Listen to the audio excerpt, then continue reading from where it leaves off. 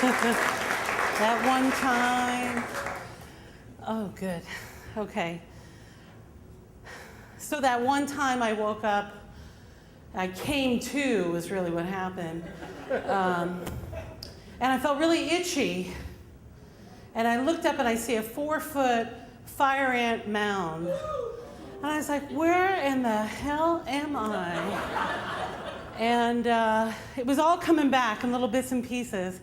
And I was in the desert outside of Cabo San Lucas, about 10 miles outside of Cabo San Lucas in the 1990s, back before it was really populated with people who had roads to go to places. So I had rented a moped on my solo single excursion from this man who sold it to me for $25 for the day, which I thought was a real deal. And he said in broken English, yeah, go to Lighthouse. I'm like, yeah, the lighthouse. He's like, lighthouse in desert, like, awesome.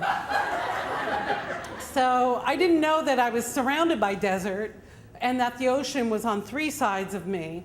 And I turned left when I should have gone right towards Los Cobos.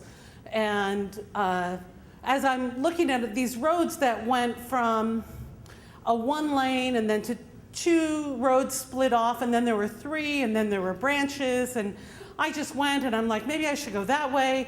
And I hit a divot somewhere along the way and I crashed and I was in the desert. And when I came to, I was itchy and there were ants.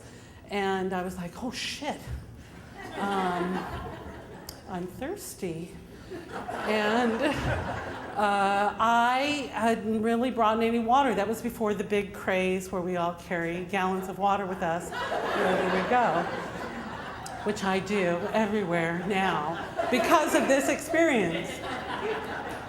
So I look at the sun, and then I remember that I'm not a Boy Scout, and that doesn't help me at all because I didn't remember which way I went. And there was nothing around me, and I thought, this is it. This is it. I'm dead. And so I might as well just start walking. So I pick up this broken bike that has clearly a smashed in front. It will not start. And I'm not like a mechanical kind of like, oh, I can, no, this thing wasn't going. And I'm walking in a general direction that I think is the right way.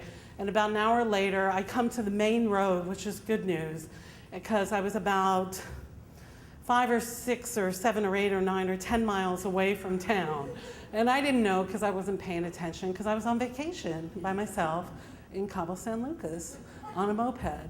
And so I'm standing by the freeway. Now, what I haven't mentioned is that I'm covered in blood and I have gashes all over my face and my legs and my arms, and I'm bleeding, and all the wounds are covered with rocks and road rash, which is really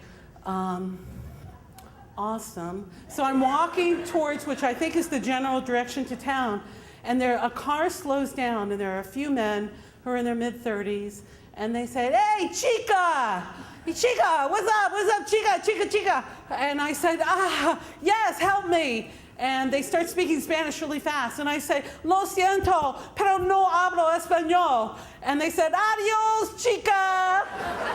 And that's when I realized I spoke Spanish. And they were leaving me. And, and I thought, okay. So I'm walking towards town, and I see this big sign for the new hospital that will be built in a couple of years.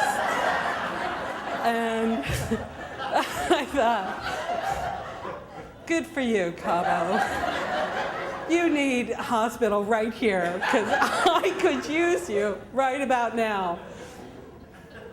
So, as all Americans do in Mexico, as I wandered back into town, I just figured, fuck it, I'm going to a bar. I am just gonna drink this experience away. I don't care that I have 4 more days here in salt water, that I'm a mess. So I go to the bar and I order tequila, because that's what you do in Mexico, and a cerveza with it. And I pound this shot, and I have a beer, and a man comes up to me, a Mexican man, who comes up to me and speaks to me. He's like, what happened? And I said, lighthouse in the desert. Is there a thing? He's going, lighthouse? And he's like, no, you need hospital. And I was like, I know, I need a hospital, but it hasn't been built yet, so here I am. And he was very kind. So he's like, one more drink for you. And he bought me a beer, and then he says, come. And his English is really broken, but he did take me to a clinic, and I'm like, no. I'm like, I have no money for a doctor. He's like, no, to be okay. I'm like, no, I have no money to go. I'm on a really tight budget. I can only afford alcohol at this point. And I did not want to break into that. And he's like, it'll be okay. So he gets a doctor, and they take rubbing alcohol on some gauze in some syrup or whatever, forceps or something terrible, and start scrubbing my wounds out. And I scream, and they don't speak English, so I'm just saying everything, just like swearing. And then I get all patched up, and then I relax on the beach for the next several days. So that was that one time. Thank you very